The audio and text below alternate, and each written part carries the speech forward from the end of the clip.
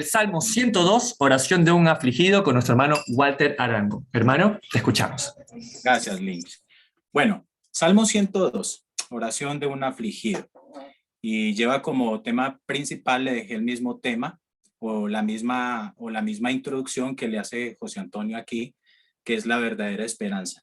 Y vaya que sí es una verdadera esperanza este salmo, es preciosísimo, es hermoso.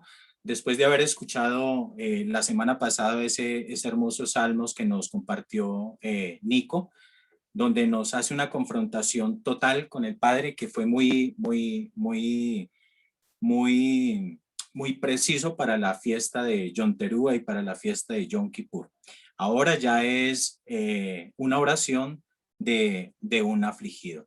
Los invito por favor a que me acompañen inicialmente a la lectura, por favor. Y es la oración del que sufre cuando está angustiado y delante del Señor derrama su lamento.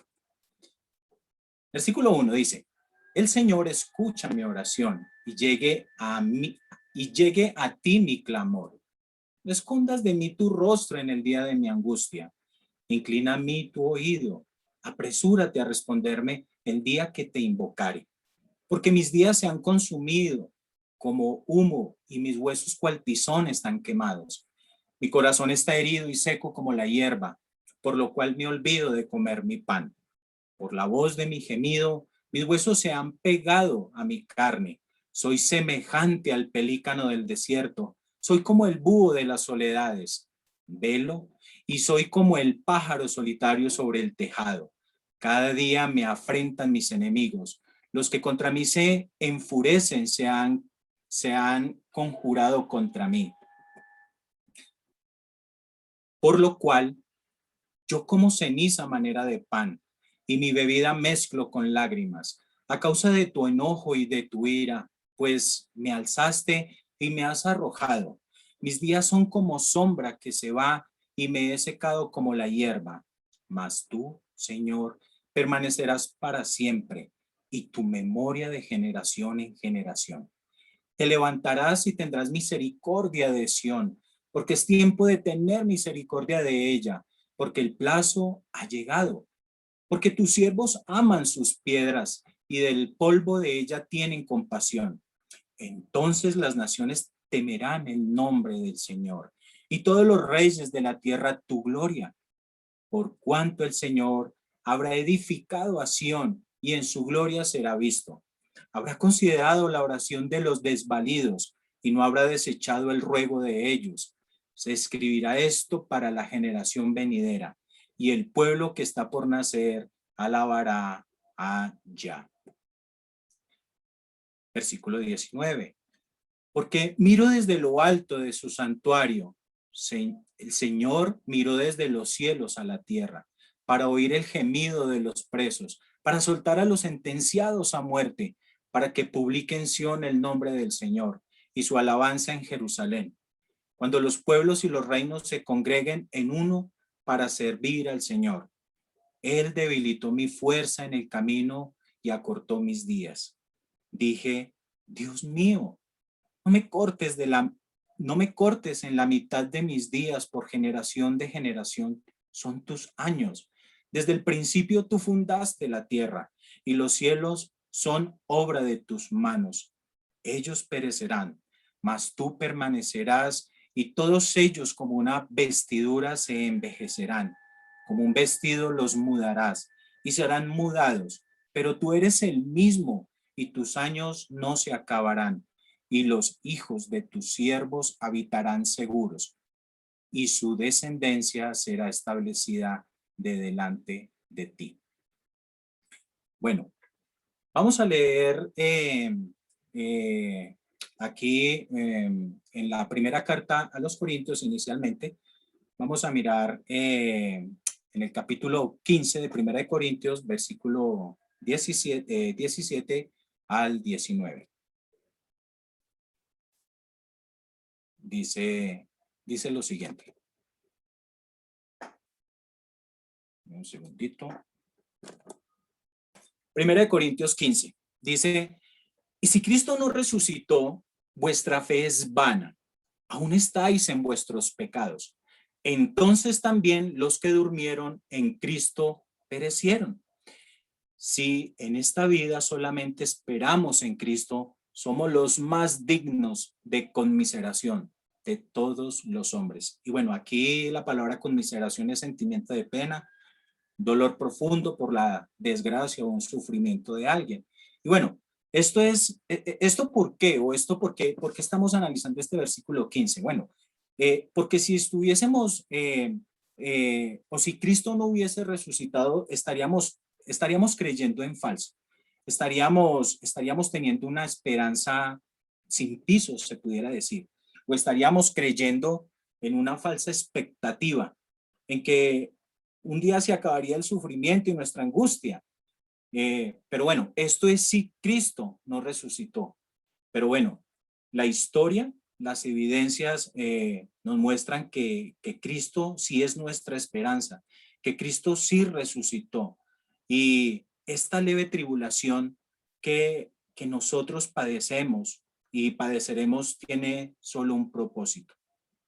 Y bueno, de acuerdo a la ciencia, aunque la ciencia ha tratado de hacer todo lo posible por mostrar la veracidad de la resurrección de Jesucristo, me gustaría muchísimo que viéramos un pequeño corte de un videíto para que entendamos y para que tengamos la plena certeza de que esa resurrección de nuestro Señor Jesucristo es posible, fue posible y es real. Hermano Links, por favor, ¿me quieres colaborar con el video, por favor? ¿Puede probar la resurrección científicamente? No creo que el enfoque esté en la ciencia. Es muy difícil probar algo sobre una persona así en la historia. Creo que necesita entender la diferencia entre los métodos científico y legal de determinar la verdad. ¿Cómo? No, explíqueme. El método científico se basa en mostrar que algo es verdad, repitiendo el evento en presencia de la persona que duda del hecho.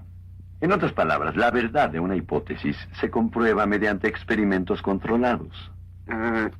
¿Quiere darme un ejemplo? No acabo de entender. Supón que yo digo, el jamón flota, y tú dices, yo no lo creo. Te llevo a la cocina, en una situación controlada, ponemos 10 centímetros de agua en una olla a 28 grados, y comienzo a repetir el evento, plunk, plunk, plunk, y después de 100 veces, llegamos a la conclusión de que el jabón flota.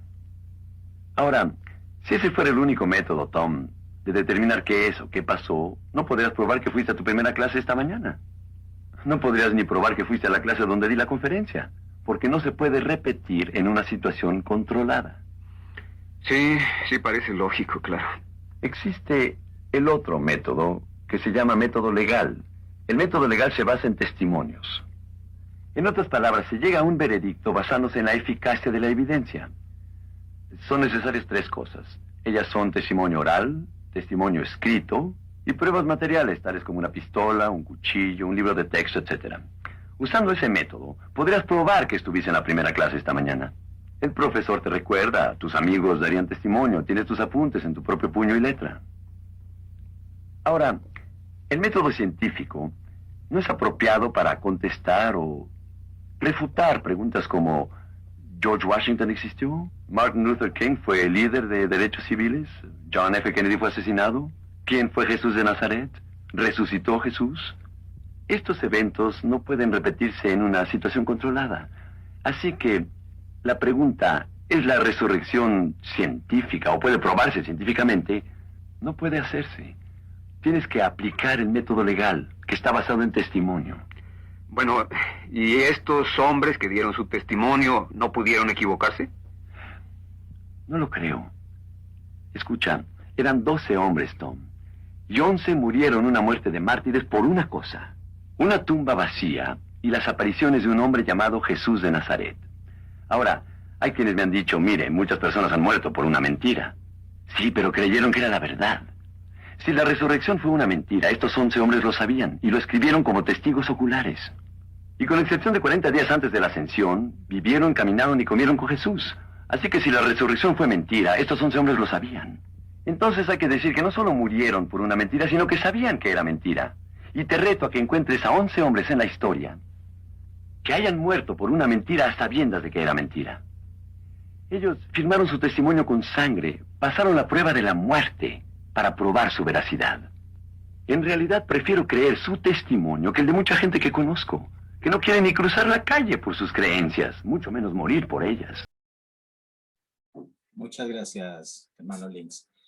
Entonces, pues bueno, aquí definitivamente estas 12 personas firmaron con sangre el simple hecho de creer, no una mentira, una verdad, un suceso real.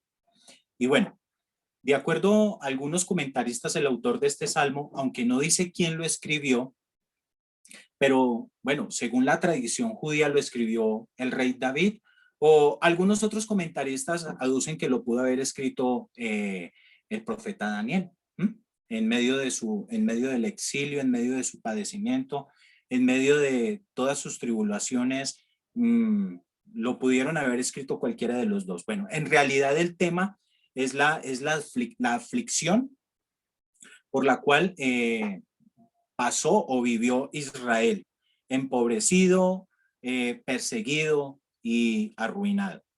¿Y esto qué tiene que ver con nosotros? Bueno, en un sentido, todos estamos en exilio, no solamente de saber que somos Israel y que estamos entre las naciones, no solamente eso, o que estamos dispersos, sino que también estamos en un exilio totalmente espiritual, en el sentido de que tenemos un alma celestial. Y aunque el alimento de vida que recibimos es espiritual,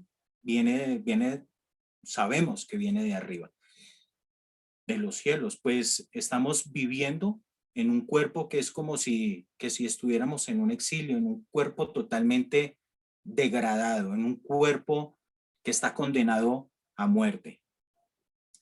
Y obviamente pues sabemos que este cuerpo se deteriora con los días, con el tiempo, se va minorando, se van acabando nuestras fuerzas.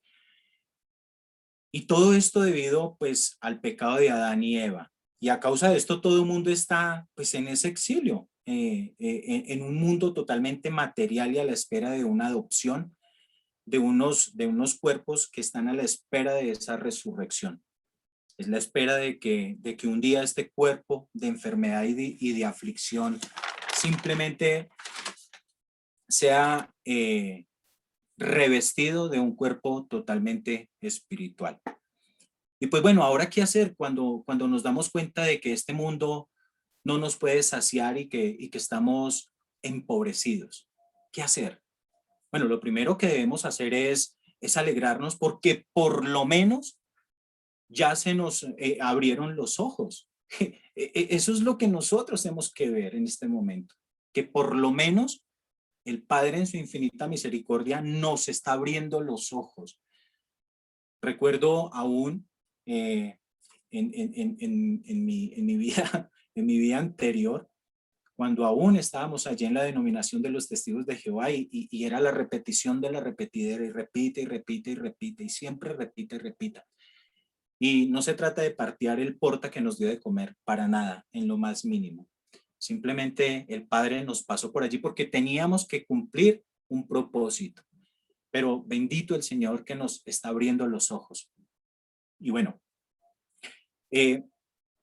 vamos a mirar algo aquí bien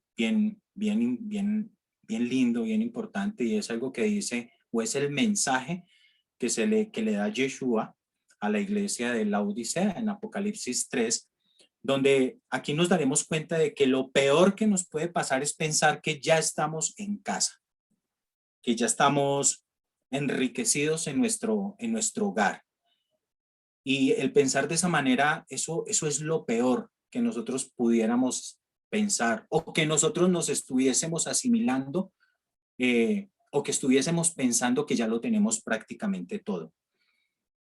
Entonces, dice incluso la misma escritura de que llorarán todas estas personas que viven o que piensan que lo tienen todo.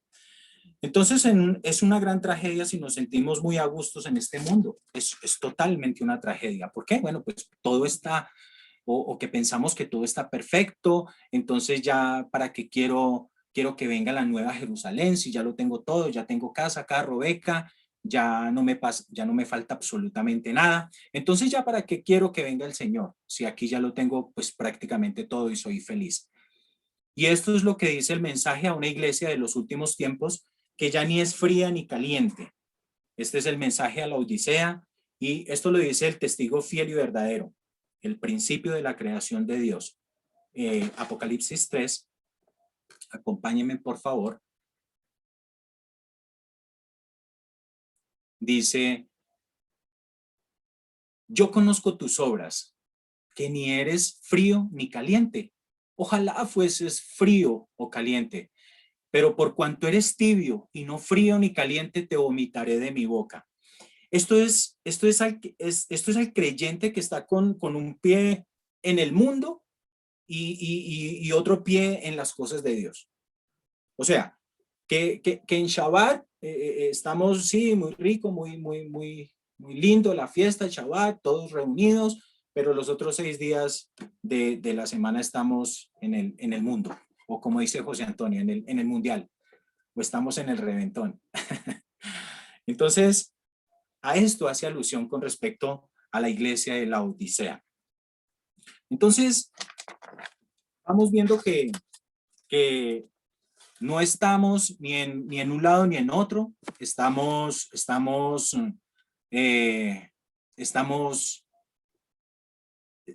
desvirtuados, estamos alejados o tenemos un mal enfoque.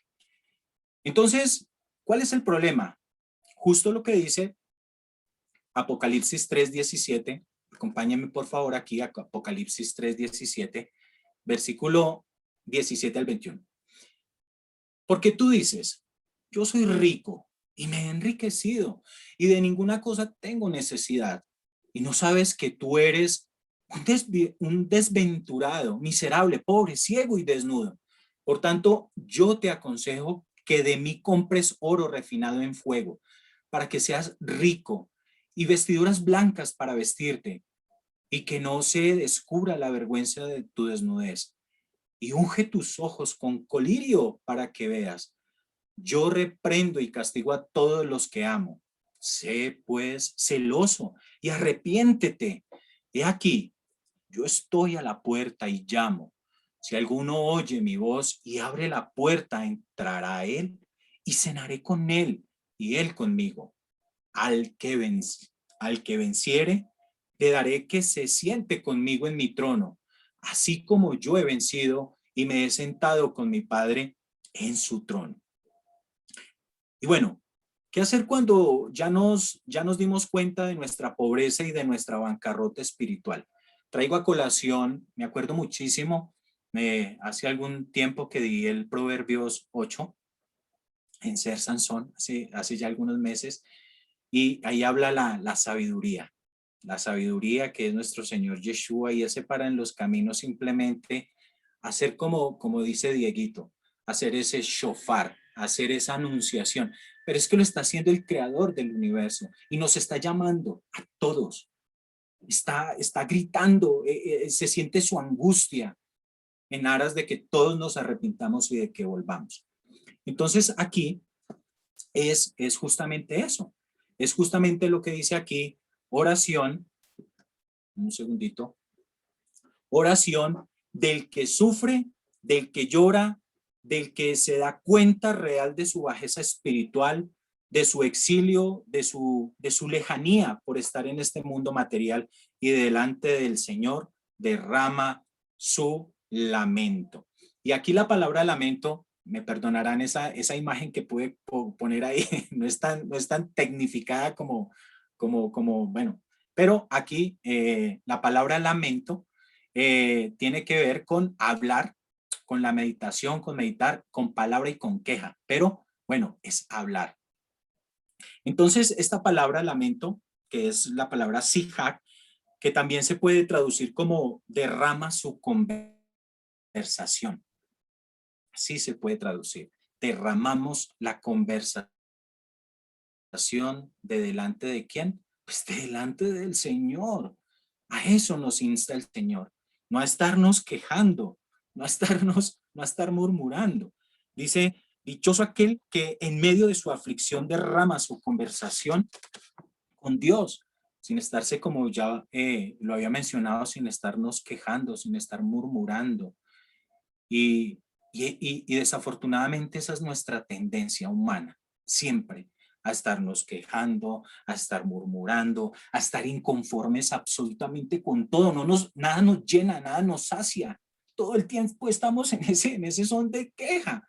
Y siempre fue así. Es que esto no es de ahora, esto viene de mucho tiempo atrás y lo vamos a ir viendo de a poco en el estudio.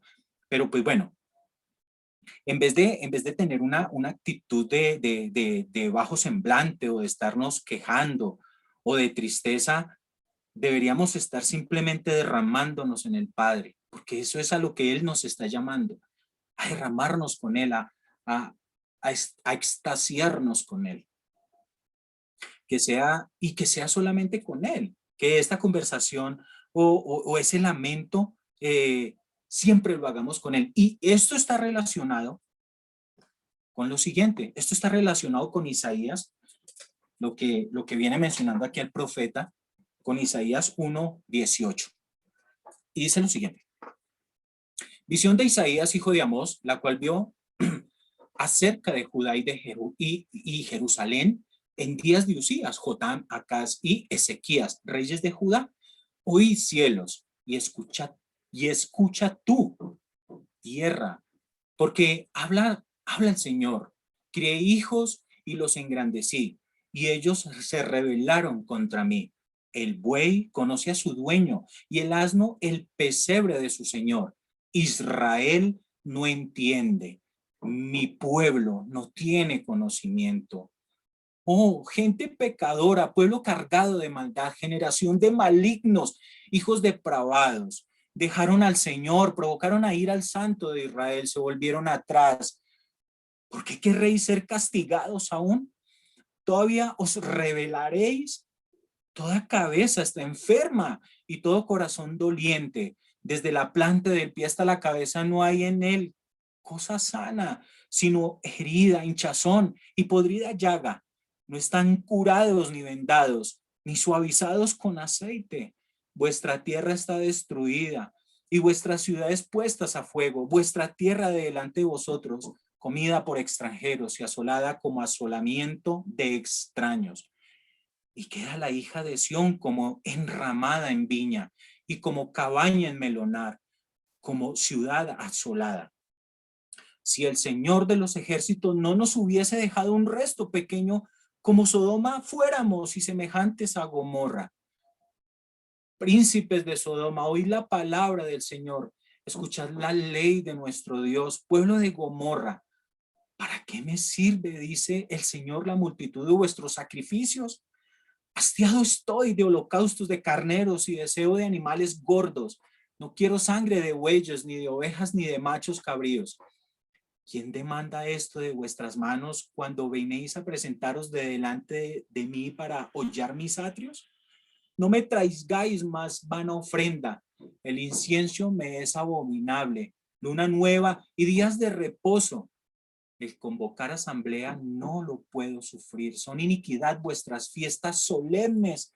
Aquí simplemente se desviaron. Jeroboam, la descendencia de Jeroboam, aquí está, celebrando fiestas cuando no las son y las habían vuelto abominables. Vuestras lunas nuevas y vuestras fiestas solemnes las tienen aborrecidas mi alma. Me son gravosas, cansados estoy de soportarlas. Cuando extendáis vuestras manos, yo esconderé de vosotros mis ojos. Asimismo, cuando multipliquéis la oración, yo no oiré. Llenas están de sangre vuestras manos. Lavaos y limpiaos. Quitad la iniquidad de vuestras obras de delante de mis ojos. Dejad de hacer lo malo. Aprended a hacer el bien. Buscad el juicio, restituir al agraviado, hacer justicia al huérfano, amparad a la viuda. Venid luego, dice Jehová, y estemos a cuenta. Si vuestros pecados fueren como la grana, como la nieve serán emblanquecidos. Si fueren rojos como el carmesí, vendrán a ser como blanca lana. Y wow, vaya que si es que cuando estaba preparando este estudio, vaya que sí es que te confronta todo esto, porque es que lo que estamos haciendo o lo que hizo el pueblo de Israel en su época, lo estamos repitiendo nosotros constantemente. Tenemos un pie allá, pero tenemos también el otro acá. Entonces, pues el Padre nos está llamando simplemente a que nos desliguemos totalmente de este mundo, que este mundo no nos está ofreciendo nada, pero nada es nada, y que lo único que el Padre nos otorga es vida y vida en abundancia, como lo vamos a seguir viendo. Y esta es la oración de un afligido que ya entendió la bajeza totalmente espiritual, que entendió que sin Él no somos absolutamente nada y que Él mismo nos llama a arreglar cuentas con Él, como lo dice el versículo 18. Venid luego, dice el Señor, y estemos a cuentas. Si vuestros pecados fueren como la grana, como la nieve, serán emblanquecidas. Y si fueren rojos como el carmesí, vendrán a ser como blanca lana. Y esto me recuerda lo del gusanito del que habla Salmos, de ese gusanito rojo que simplemente para tener a sus hijos se explota en sangre y se convierte como en sangre, pero que después salen los hijitos y se convierten como blanca lana. Y toda la escritura es perfecta, todo lo que habla de la escritura es perfecta. Y esto nos confronta totalmente, hermanos. Salmos 102, versículo 1 y 2. El Señor escucha mi oración y llegue a ti mi clamor. No escondas de mí tu rostro en el día de mi angustia. Inclina a mí tu oído. Apresúrate a responderme el día que te invocare. Y la petición aquí no es únicamente de que la situación de pobreza o aflicción pues cambien. No es eso. No es solamente eso. De por lo menos saber que somos escuchados. Eso, de que por lo menos nos escuche. Alguna vez nos ha pasado, y a mí sí me ha pasado, no sé si de pronto a ustedes, hermanos, yo tengo una situación médica un poquito, bueno, complicada, pero bendito el Señor me ha dado la fortaleza, y a mí me toca constantemente estar pidiendo citas médicas todo el tiempo, y hay veces te ponen una computadora, y te mandan para aquí, te mandan para allá, y la musiquita, y bueno, y los disquitos, ¿sí? Entonces, y muchas veces no te contestan. ¿Y cómo nos ponemos cuando no nos contestan? Nos frustramos, sentimos desespero porque necesitamos eso. Por lo menos a esto está haciendo alusión el salmista. Apresúrate a responderme el día que te invocare. Pero muchas veces nosotros pensamos que no recibimos respuesta incluso a nuestras mismas oraciones. Y bueno, a lo mejor la llamada no nos va a resolver el problema. La llamada de pronto no nos va a resolver el problema, pero ya alguien te puede estar contestando y ya siente de pronto alivio tu corazón. Es terrible ese tema de que no nos contesten. Y así se va. Y esto hace énfasis en primera parte a lo que está diciendo aquí el salmista. Pero, ¿cuál es la buena noticia para todos aquellos que están orando? Para todas aquellas personas que oran incesantemente y que piensan que no se les es contestada las oraciones. Porque eso no suele suceder todo el tiempo. Y ese es de pronto nuestro desespero. Bueno, pero es que, hermano, yo oro, pero la situación sigue lo mismo. Bueno, ¿y quién no te dice que tengas que vivir todo eso precisamente porque el Señor te está poniendo a prueba? Hay algo bien importante aquí. Dice, el Señor sí está escuchando nuestras oraciones, hermanos. Dios es bueno. Y no se trata de sentimientos o emociones, de eso no se trata, ni en lo más mínimo. Se trata de la fidelidad y se trata de su promesa, de lo que Él prometió, que Él iba a escuchar, como leímos en el libro de Isaías, que Él iba a escuchar al afligido, que Él iba a escuchar al pobre, que Él iba a escuchar al huérfano y a la viuda. ¿Por qué, hermanos? Bueno, pues porque Él lo prometió. Esa es su naturaleza. Esa es la naturaleza de nuestro Creador, su misericordia. Él escucha. Aquí los invito, por favor. Bueno, no les puse la imagen, la imagen del personaje que está llamando y la operadora que, bueno, no contesta. Pero bueno, aquí hay algo hermosísimo, hermanos, y es que el Señor sí nos escucha todo el tiempo. Primera de Juan 5, 14 al 15 dice, y esta es la confianza que tenemos en Él, que si pedimos alguna cosa, pero conforme a su voluntad, Él nos oye. Y sabemos que Él nos oye en cualquier cosa que pidamos. Sabemos que tenemos las peticiones que le hayamos hecho.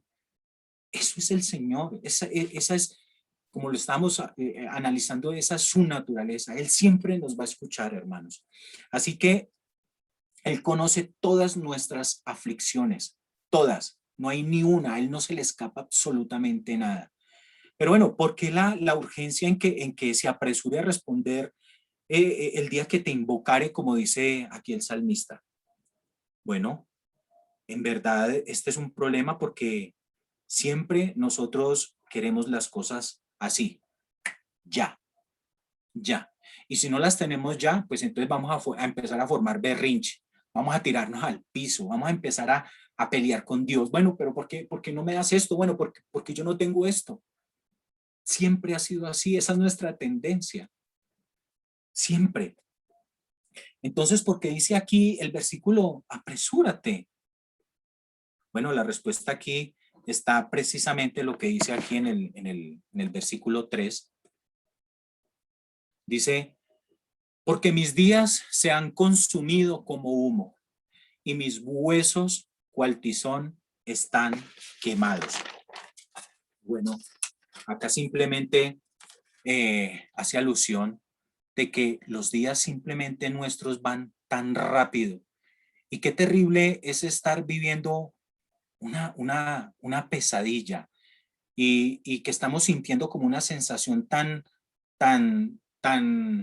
¿cómo les dijera, hermanos? Es como si estuviésemos viviendo una pesadilla o no nos ha pasado que tenemos esa pesadilla y qué alegría cuando nos despertamos y sabemos que es una pesadilla. Pero, ¿y qué tal si nos despertamos y no es una pesadilla? Es la realidad, lo que estamos viviendo. ¿Cómo fuera? ¿O cómo es? Porque estamos precisamente en este mundo atribulados. Y me acuerdo tanto el estudio de Apocalipsis donde Linz hablaba acerca de las tribulaciones. Pueden ser las tribulaciones que estamos padeciendo en este momento cada uno cargamos un yugo, pero ese yugo es más difícil cargarlo si no tenemos a Dios en nuestras vidas, para nada en lo más mínimo. Y bueno, al mismo tiempo se nos da un consuelo, lo que dice el hermano de nuestro Señor Yeshua, aquí en Santiago 4, dice Santiago 4, versículo 13, vamos ahora, los que decís, hoy y mañana iremos a tal ciudad y estaremos allá un año y traficaremos y ganaremos, cuando no sabéis lo que será mañana. Porque ¿qué es vuestra vida? Ciertamente es neblina que se aparece por un poco de tiempo y luego se desvanece.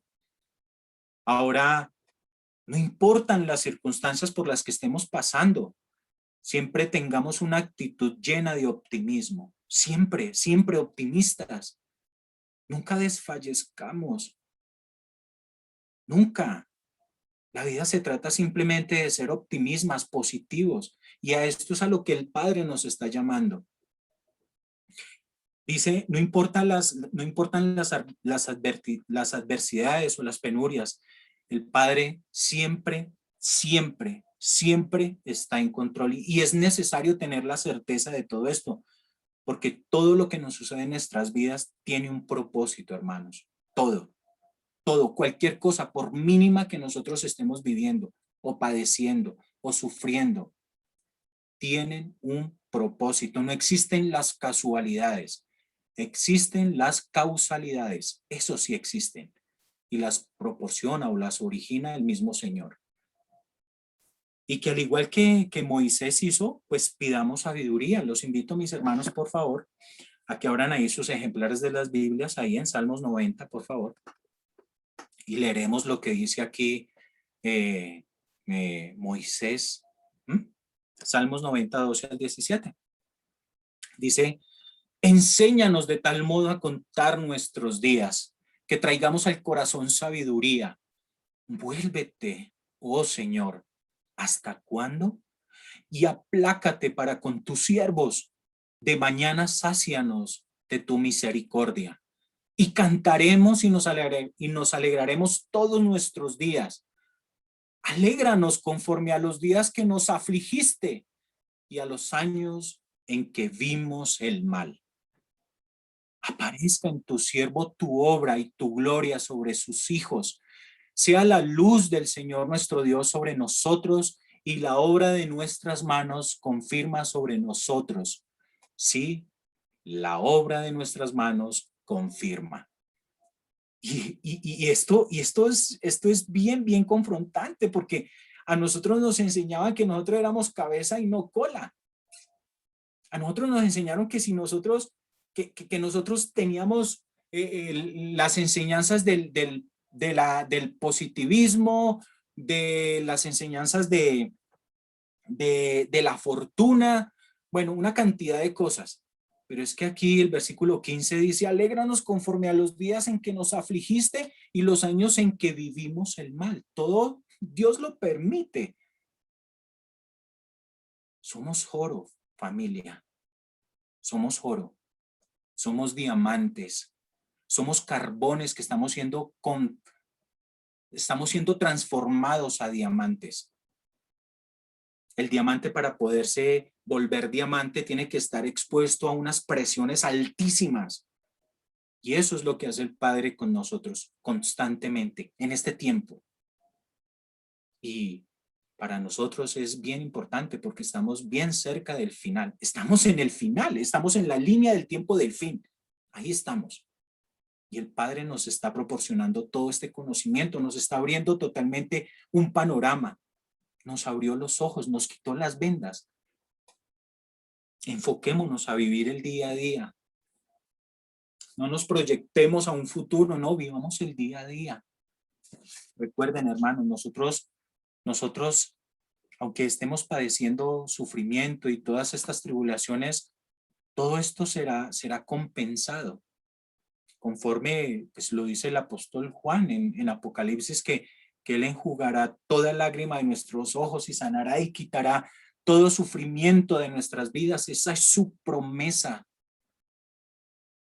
Y tenemos un ejemplo perfecto, hermoso, que lo estamos estudiando los domingos en la mañana, y es el ejemplo de Job. Ahí vemos el ejemplo de este justo. Y es hermoso. Bueno, sin embargo, nadie está sufriendo en esta vida de manera injusta. Recordemos eso siempre, hermanos. Todos estamos llevando de una u otra manera las consecuencias de nuestros pecados. Nadie podría justificarse delante de Dios, nadie, ninguno. Y conozco personas que lo hacen. Pero bueno, no tienen ese conocimiento. Porque si alguien se justifica delante de Dios, quiere decir entonces que Dios es injusto y que yo soy justo. Y eso es imposible. Eso no puede pasar. Jamás pasaría. Todos nos descarriamos como ovejas sin pastor y el Señor no nos ha pagado conforme a nuestras obras lo merecen. Si el Señor simplemente nos hubiese pagado conforme nuestras obras lo merecen, ya estaríamos calcinados. No existiríamos. Hubiese acabado con la humanidad y hubiese hecho otra. Bueno, así que bástate mi gracia, dice el Señor. Eso le dijo el Señor al apóstol Pablo. Gocémonos en su misericordia y que nuestro castigo es temporal, o sea, ese castigo es temporal. Salmos, versículo 4. Mi corazón está herido y seco como la hierba, por lo cual me olvido de comer mi pan. Ahora, esto es la tragedia de la falta de apetito cuando ya nada en este mundo nos sacia por la aflicción por la que de pronto estemos pasando y llegamos a un punto donde decimos: Señor, ya nada de este mundo ya nada me sacia, o sea, ya lo tengo todo, ya lo hice todo. Y ya no tengo apetito, ya me sacié, ¿ya qué hago? ¿Cómo me siento redarguido por ti, Señor? Si ya lo probé todo en este mundo. ¿Por qué? Bueno, ¿a qué nos lleva este mundo totalmente materialista, este mundo totalmente glotón, a un mundo totalmente lleno de excesos? Y tenemos el ejemplo por lo menos de la cultura romana, que cuando hacían esos banquetes, que cuando hacían todos esos bacanales, simplemente comían y comían y comían, y para seguir comiendo simplemente iban y se inducían el vómito para seguir comiendo, y coman y coman y coman y coman. Eso es a lo que nos llama este mundo, al materialismo, a las cosas banales, plena banalidad.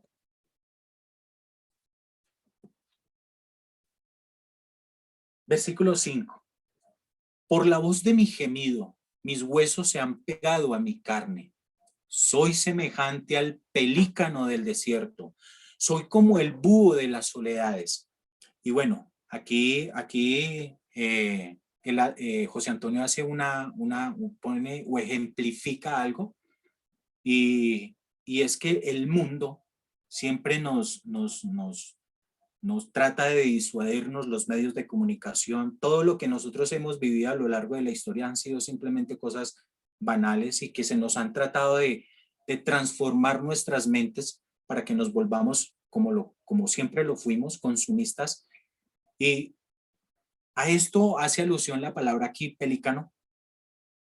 Pelícano en el hebreo es del H6958, que es kaat, y que dice probablemente pelícano porque vomita.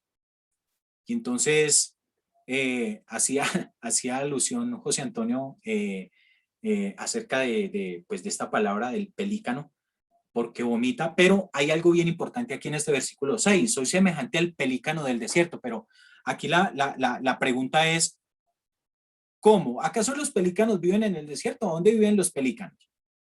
Los pelícanos viven en el mar, en las playas, ahí viven los pelícanos. Y acá tengo una imagen que me pude conseguir que fue muy bonita porque pues obviamente los pelícanos lo que hacen es llenar su buche de pececitos para que sus hijitos pues simplemente le piquen el piquito a su papá o a su mamá y se puedan comer los pececitos. Pero ¿en qué sentido lo dice aquí el versículo? Porque pues bueno, ya sabemos que los pelícanos no viven en el desierto, viven en el mar. Estamos fuera del lugar nosotros. Ya todo lo que nosotros hemos consumido en el mundo, todo lo que nos hemos comido, todo lo que de lo que nos hemos llenado, ya estamos saciados, estamos llenos. Y el Padre, ¿cómo es de amoroso, hermanos? Familia. El Padre es perfecto. El Padre es hermoso. Él simplemente nos está llevando al desierto a que vomitemos todo esto. A eso nos llevó el Padre. Y hoy veo más que nunca esa pandemia, que ese fue nuestro desierto, familia. El Señor nos llevó a ese desierto simplemente para que vomitáramos todas esas toxinas que teníamos cargadas y simplemente que nos liberáramos y que pudiésemos comer ese pan de vida que Él nos está brindando. Eso es a lo que hace referencia. Entonces, lo único que realmente nos puede saciar es su palabra.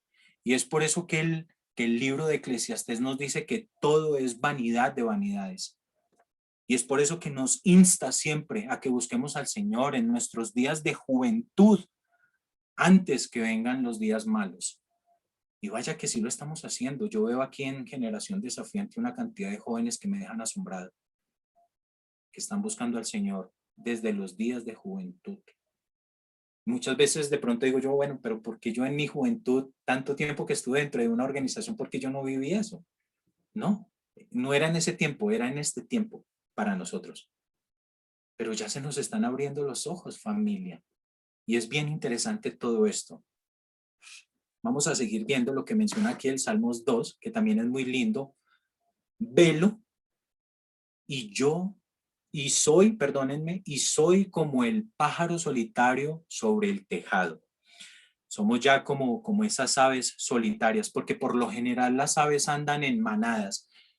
Yo vivo yo crecí, nosotros somos del departamento del Quindío, y allá hay muchas especies de pájaros, muchísimos. Y hay unos guaduales donde pues prácticamente llegan los pájaros en las horas de la tarde y se llenan esos guaduales, que los pájaros andan en manadas. Pero aquí el salmista está diciendo, o sea, yo velo. Y soy como el pájaro solitario sobre el tejado, buscando refugio, pajarito que está buscando refugio. Los pájaros son temerosos, son muy ariscos. Y así es Israel en el exilio. Así es Israel, así es el Israel de Dios, que se da cuenta que aquí está como extranjero, como peregrino, que estamos en un lugar ajeno, queriendo entrar para tener un refugio, pero tenemos miedo de hacerlo por el peligro que representa.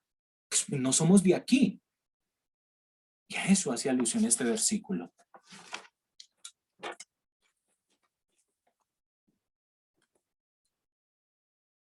Versículo 8.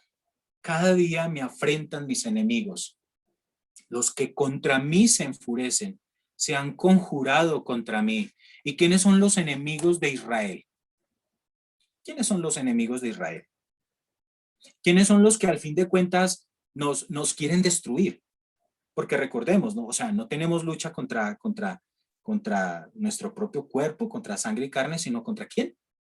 Contra los mismos potestades espirituales demoníacas.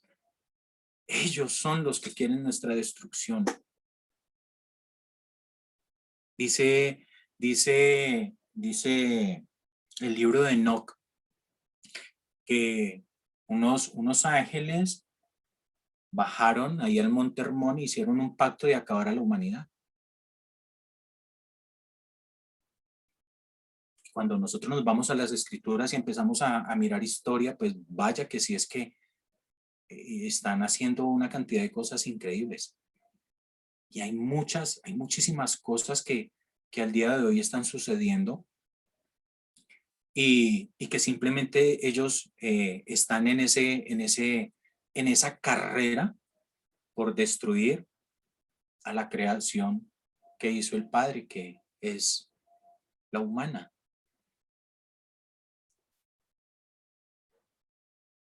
Hacen un juramento estas personas para ir a destruir a la humanidad por total, y eso es todo lo que quieren, porque recordemos, hermanos, que Satanás no vino sino a matar, a robar y a destruir. Eso es lo que él quiere.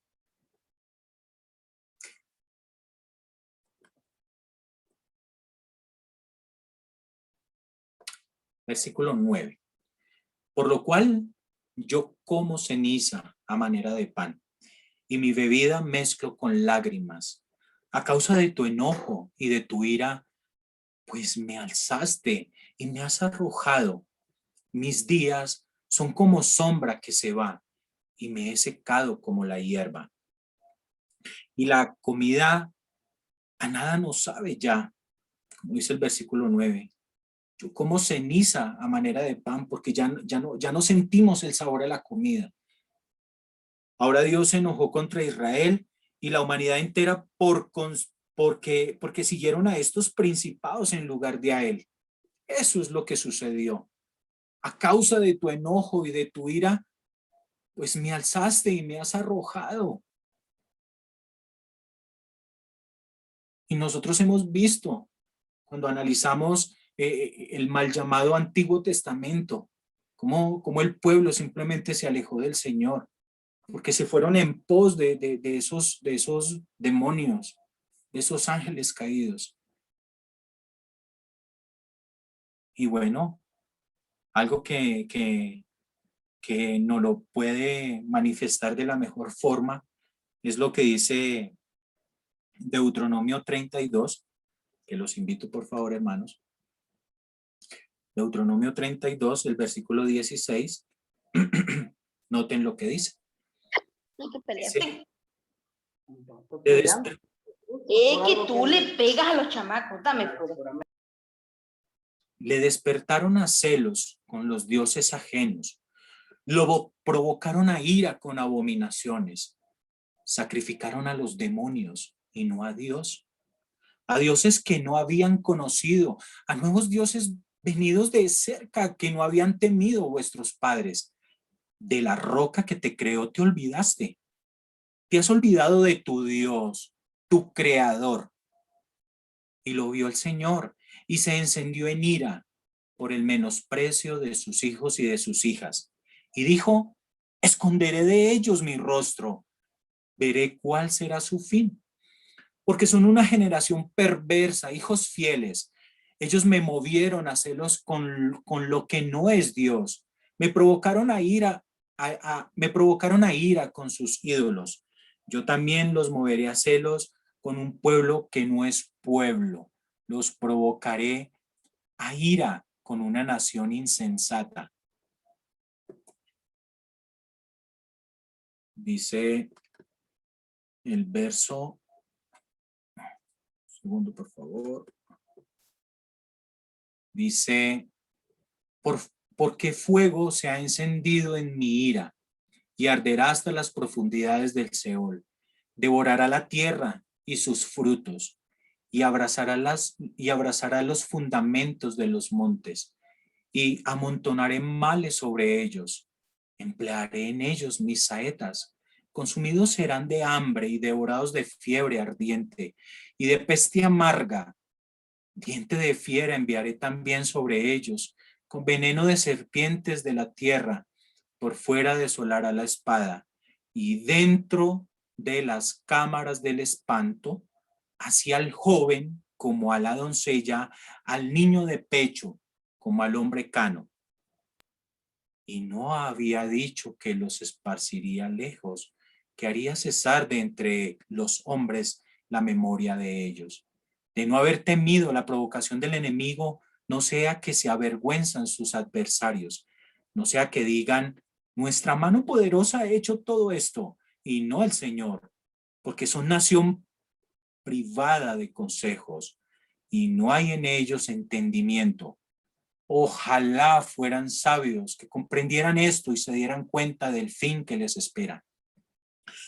Y aquí vaya que sí es bien tremendo este capítulo de Deuteronomio 32, porque no solamente hace alusión a las bendiciones y las maldiciones de Deuteronomio 28, sino simplemente también fue lo que padeció el pueblo de Israel a causa de su desobediencia, pero no solamente en el pasado, hermanos.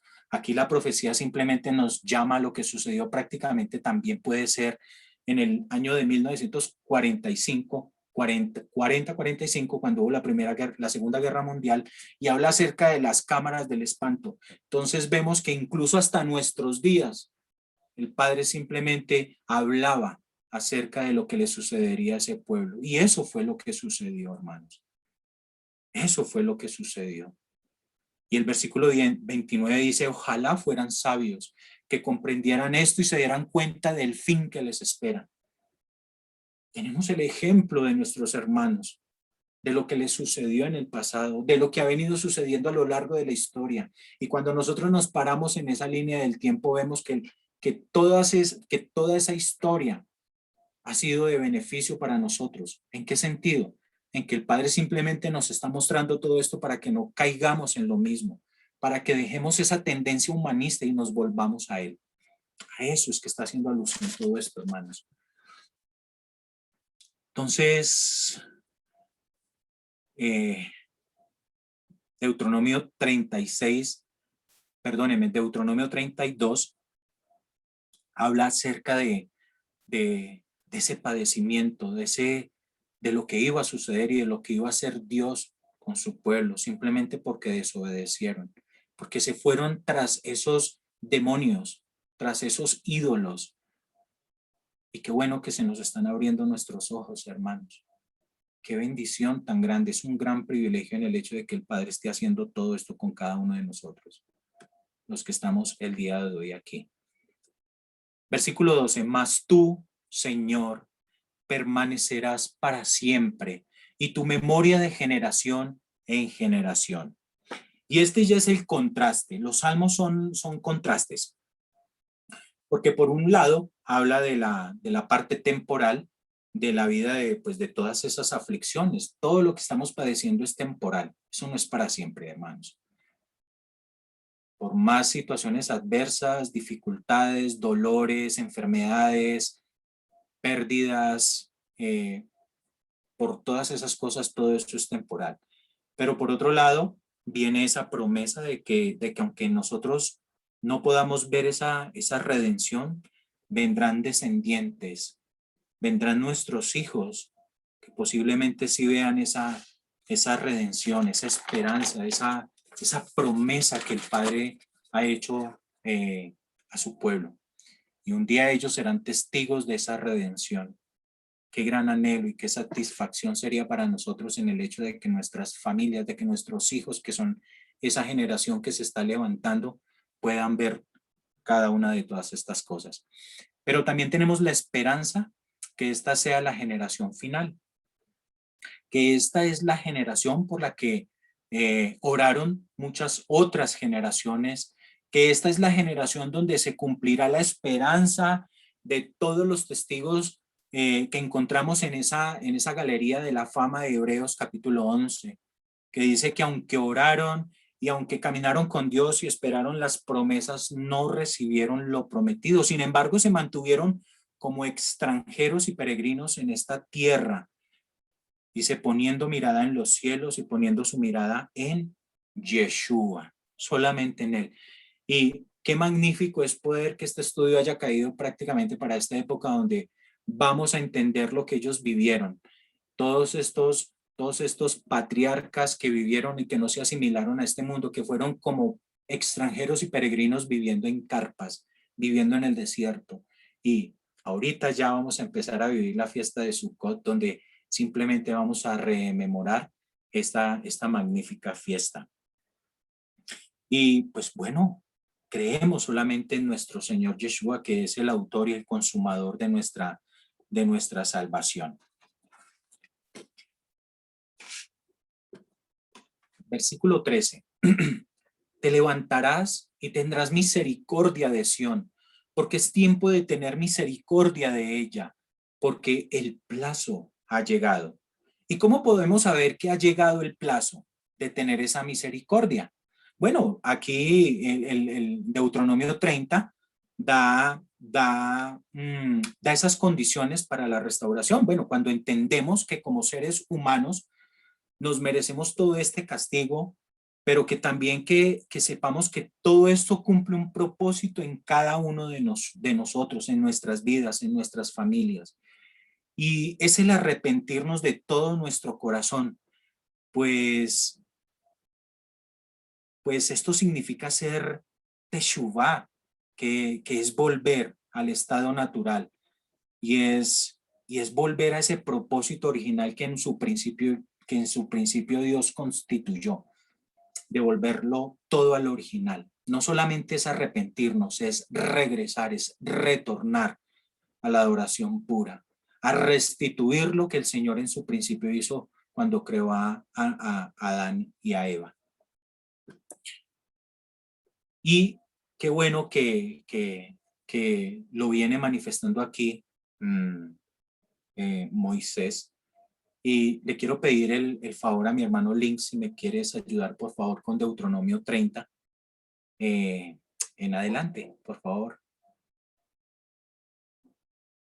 Claro, hermano. Deuteronomio 30, verso 1. Sucederá que cuando vienen venidos sobre ti todas estas cosas, la bendición y la maldición, que he puesto delante de ti, y te arrepintieres en medio de todas las naciones a donde te hubiere arrojado el Señor tu Dios, y te convirtieres, si eres teshuvá al Señor tu Dios, y obedecieres a su voz conforme a todo lo que yo te mando hoy, tú y tus hijos, con todo tu corazón y con toda tu alma, entonces el Señor hará volver a tus cautivos y tendrá misericordia de ti, y volverá a recogerte de entre todos los pueblos a donde te hubiera esparcido el Señor tu Dios. Aun cuando tus desterrados estuvieren en las partes más lejanas que hay debajo del cielo, De allí te recogerá el Señor tu Dios y de allá te tomará. Y te hará volver el Señor tu Dios a la tierra que heredaron tus padres y será tuya y te hará bien y te multiplicará más que a tus padres. Y circuncidará el Señor tu Dios tu corazón y el corazón de tu descendencia para que ames al Señor tu Dios con todo tu corazón y con toda tu alma a fin de que vivas. Y pondrá el Señor tu Dios a todas estas maldiciones sobre tus enemigos y sobre tus aborrecedores que te persiguieron. Y tú volverás y oirás la voz del Señor y pondrás por obra todos sus mandamientos que yo te ordeno hoy. Y te hará el Señor tu Dios abundar en toda obra de tus manos, en el fruto de tu vientre, en el fruto de tu bestia, en el fruto de tu tierra para bien. Porque el Señor volverá a gozarse sobre ti para bien, de la manera que se gozó sobre tus padres, cuando obedecieres a la voz del Señor tu Dios, para guardar sus mandamientos y sus estatutos escritos en este libro de la ley. Cuando hicieres teshuvá, cuando te convirtieres al Señor tu Dios con todo tu corazón y con toda tu alma, porque este mandamiento que yo te ordeno hoy no es demasiado difícil para ti ni está lejos. No está en el cielo para que digas, ¿quién subirá por nosotros al cielo y nos lo traerá y nos lo hará oír para que lo cumplamos? Ni está al otro lado del mar para que digas, ¿quién pasará por nosotros el mar para que nos lo traiga y nos lo haga oír a fin de que lo cumplamos? Porque muy cerca de ti está la palabra, en tu boca y en tu corazón, para que la cumplas. Gracias, hermano Links. ¿Acaso no es hermoso esto? ¿Acaso no es perfecto? ¿Acaso el Señor no es tan bondadoso y tan misericordioso? Y por si alguien decía, bueno, no lo cumplo porque eso está en el cielo, mandó a su hijo. No, eso está al otro lado del mar, abrió el mar. Tenemos la seguridad plena de que Él todo lo hará simplemente para que lo entendamos, para que lo cumplamos. Se trata simplemente de hacer caso. Es eso. A eso es que el Padre nos está llamando, familia. A hacer caso. A que nos acordemos de todo lo que Él ha hecho. De su gran misericordia. Versículo 14. Porque tus siervos aman sus piedras y el polvo de ellas tienen compasión. Y habla aquí de un remanente que siempre recordará a Sión y a Jerusalén, un remanente de Israel que siempre amará lo que el mismo Señor ama, que siempre hará lo que el Señor manda, siempre, siempre. Versículo 15. Entonces las naciones temerán el nombre del Señor y todos los reyes de la tierra tu gloria, por cuanto el Señor habrá edificado a Sión y en su gloria será visto. Habrá considerado la oración de los desvalidos y no habrá desechado el ruego de ellos. Se escribirá esto para la generación venidera y el pueblo que está por nacer alabará allá. ¿Y cuál es el pueblo que alabará o que habrá de nacer en los últimos tiempos para alabar al Señor? Bueno, ese es el Israel redimido de los últimos tiempos.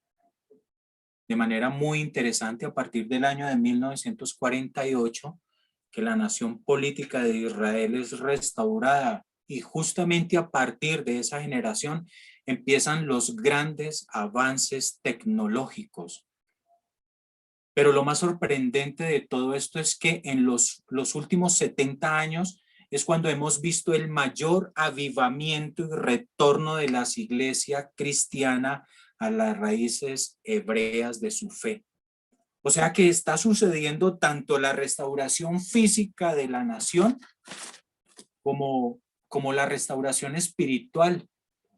Y esta nación que está naciendo en esta generación como nación política, aparte de que está naciendo como nación política, también está resurgiendo esa nación o ese remanente de Israel espiritual. De entre todas las naciones que ya se dieron cuenta que no hay mejor manera de vivir que no sean sus propios mandamientos, que significa tener circuncisión o circuncidado el corazón. Eso es lo que está sucediendo, familia. Y eso estaba profetizado en el libro de Daniel. Ese es el resurgimiento del Israel espiritual.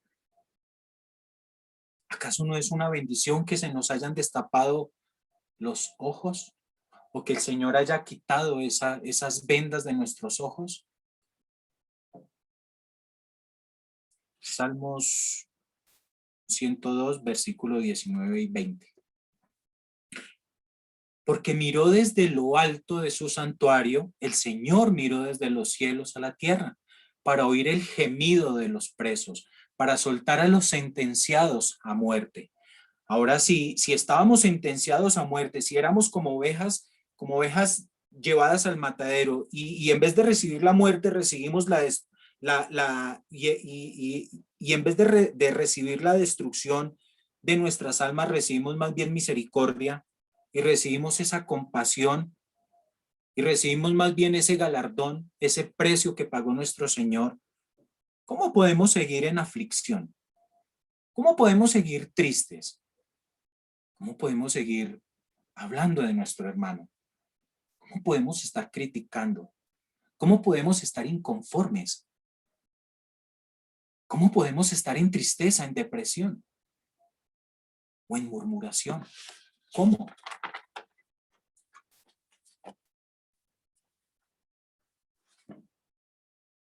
¿Acaso no fue lo que le dijo el Señor Jesucristo a Pablo? Bástate mi gracia. Su amor se perfecciona en nuestras vidas, y es por eso que debemos gozarnos en esa esperanza, y es una esperanza eterna. Eso es lo que hace el Padre. ¿Acaso no es perfecto todo esto? ¿Acaso no es perfecto en el sentido de que nos haya permitido descubrir todas estas fiestas que estamos celebrando al día de hoy? De que por lo menos aún tengamos vida de pedir perdón.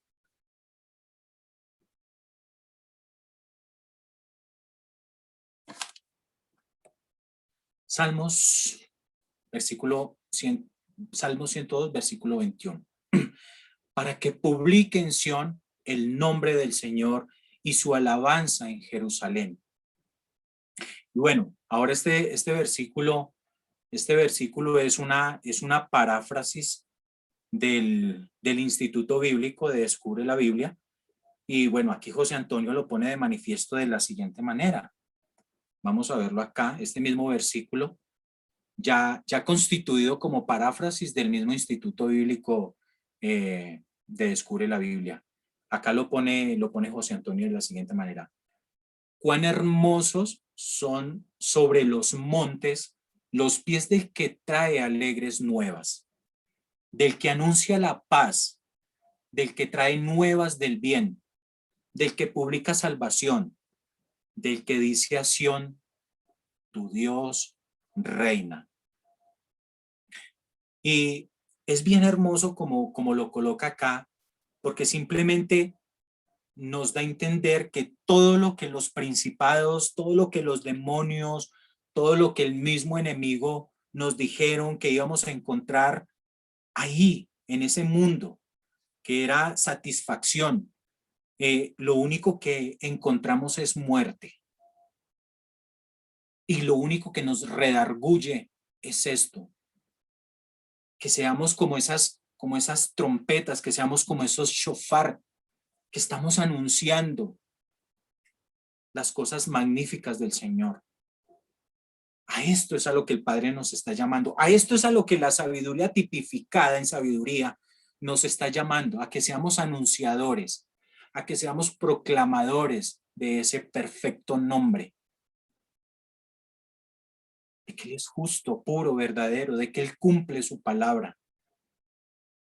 A eso es a lo que nos está haciendo alusión este versículo de Isaías 52.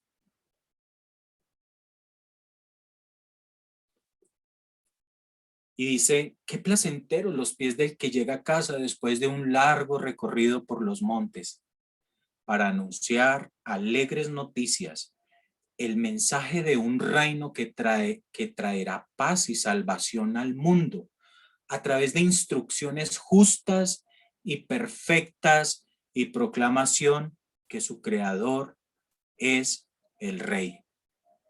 Hermoso, simplemente hermoso. Versículo 22. Cuando los pueblos y los reinos se congreguen en uno para servir al Señor. Entonces aquí se cumplirá lo que dice el profeta Isaías en el capítulo 56, el versículo 7 y 8, que dice, y los llevaré a mi santo monte y los recrearé en mi casa de oración. Sus holocaustos y sus sacrificios serán aceptos sobre mi altar, porque mi casa será llamada casa de oración para todos los pueblos. Dice el Señor, el que reúne a los dispersos de Israel, aún juntaré sobre él a sus congregados. Y esto es bien,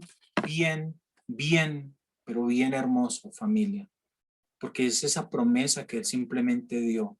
Y así como lo dice Jeremías 16, donde ya no se llamará el Señor tu Dios que te sacó de Egipto, sino vive el Señor Dios del universo que te traerá de los cuatro ángulos de la tierra. Y eso es lo que está haciendo el Padre hoy.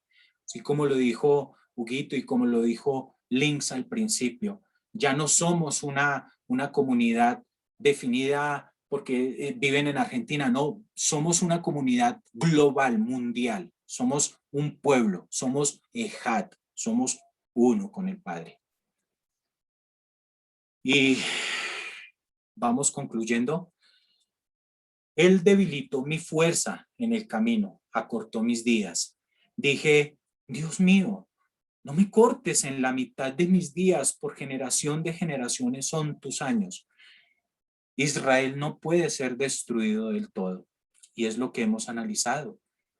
Porque ¿por qué no puede ser destruida? Porque fue una nación creada para publicar alabanzas al Creador. Por tanto, habrá un remanente siempre, de generación en generación. Y eso es lo que estamos haciendo el día de hoy. Por eso esta comunidad se llama Generación Desafiante, porque simplemente somos una generación que estamos volviéndonos al Padre con su permiso para declarar en público las buenas nuevas de su santo reino. Él nos lo ha permitido. Somos esos shofares que anuncian. Isaías 43, 21. Este es el pueblo que he creado para mí. Mis alabanzas publicará. Y queda de manifiesto. Y coloqué ahí esa imagencita del rey David como el que hacía esas alabanzas. Y qué bueno que simplemente, no solamente con palabras, sino con alabanzas que salen de nuestros corazones, publiquemos ese gran nombre y esa venida de nuestro gran creador. Versículo 26 y 27. Ellos perecerán, mas tú permanecerás, y todos ellos como una vestidura se envejecerán, como un vestido los mudarás y serán mudados. Pero tú eres el mismo, y tus años no se acabarán. Y qué interesante que este mismo pasaje lo cite el escritor de la carta a los Hebreos en referencia al Hijo del Dios. En Hebreos 1, versículo 8, dice lo siguiente: más del Hijo, dice, más de Yeshua, dice, tu trono, oh Dios, por el siglo de los siglos. Cetro de equidad es el cetro de tu reino. Has amado la justicia y aborrecido la maldad, por lo cual te ungió Dios, el Dios tuyo, con óleo de alegría más que a tus compañeros. Y tú, oh Señor, en el principio fundaste la tierra y los cielos son obra de tus manos. Ellos perecerán, mas tú permaneces y todos ellos se envejecerán como una vestidura y como un vestido los envolverás y serán mudados, pero tú eres el mismo y tus años no acabarán. Pues, ¿a cuál de los ángeles dijo Dios jamás, siéntate a mi diestra hasta que ponga tus enemigos por estrado de tus pies? Y pues bueno, aquí el Hijo es eterno, Él permanece para siempre. Siempre ha sido así. Y es un gran privilegio tener un Dios omnipotente, omnisciente, eterno. Por eso se llama así, Yud-Hei Vav-Hei, el eterno. Entonces, escogemos servirle, entonces escogemos serle fieles, entonces seremos aptos para adorarle. Este último versículo será el resultado de esa promesa que él mismo nos dio desde el principio. Versículo 28 dice lo siguiente: los hijos de tus siervos habitarán seguros, y su descendencia será establecida de delante de ti. Y este debería ser el gran anhelo, que todos nuestros hijos, nuestra descendencia permanezca para siempre. ¿Acaso ese no es nuestro gran anhelo? ¿Acaso ese no es nuestra meta? ¿Acaso esa no es la carrera que el apóstol Pablo dice que corramos? De permanecer para siempre, que nuestras familias, que nuestras descendencias sean para siempre. ¿No es este el mayor legado, que nuestros hijos sean beneficiados eternamente y que su descendencia sea establecida eternamente de delante de él?